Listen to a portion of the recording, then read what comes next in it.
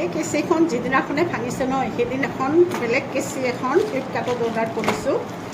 এইখন আপোনালোকক দেখুৱাইছোঁ। এইখন মই অলৰেডি খুলিছোঁ।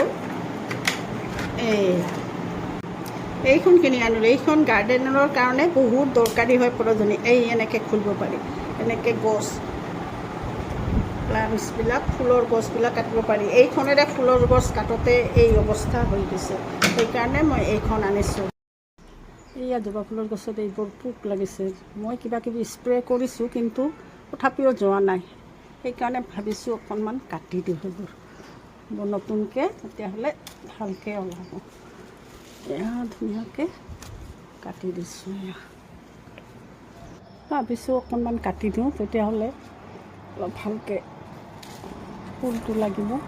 এইডালো জবা ফুলৰে গছ মই কাটি দিছিলোঁ, তথাপিও এয়া পোক লাগিছে। কাটি দিওঁ অকণমান।